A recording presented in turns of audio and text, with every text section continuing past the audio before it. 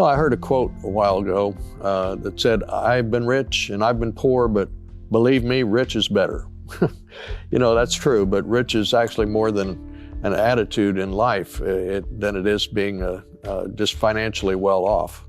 And don't get me wrong, I've got nothing at all against money. In fact, I'd love to be filthy rich so that I'd have the opportunity to just give away all that I could, give it away constantly because it had nothing else to do with it. But the fact is, we live in this world and we do need to have some of that money, and we need to learn to smell the roses though along the way. We need to learn how to just not bust our necks and trying to get rich all the time. And see, Paul over in Philippians 4 in verses 11 through 13 said something that really made sense, when you think about it. It says, "I have learned to be content in whatever circumstances. I know what it is to be in need, and I know what it is to have plenty. I've learned the secret of being content in any and every situation, whether well-fed or hungry, and whether living in plenty or in want, because I can do everything through Christ who strengthens me." And it's easy for you to say, "Oh, well, Paul was a great apostle, so he could say things like that." But, the fact is, we need to look at where Paul was when he said that. Literally, when he wrote to the Philippians, he was in jail awaiting trial. I mean, he could have easily been complaining about the treatment that he was receiving, this great man of God that he was.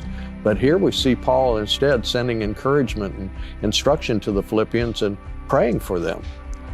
The world today, seeks contentment in so many different ways.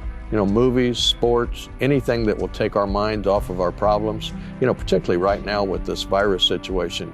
But, Paul tells us here that the secret of happiness and contentment is actually found in the personage of Jesus Christ.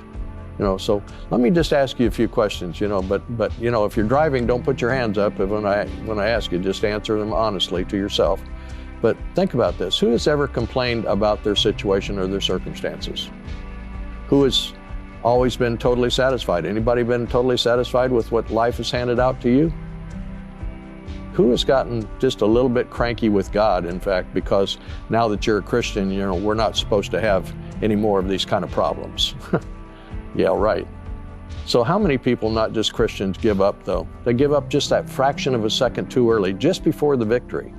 And sometimes, when we're getting into difficulties, we need to stop and think about things, stop and reassess our situation. Sometimes we need to just take a big step back and look at our situation through God's eyes.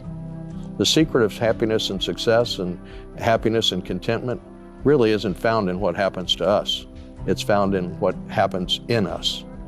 The renewal of our lives through our faith, that's really what's important. When we allow Jesus to daily replenish us, to refill us, to refire us, that's when we have that endless power pumping through our lives. That's when we really truly find happiness.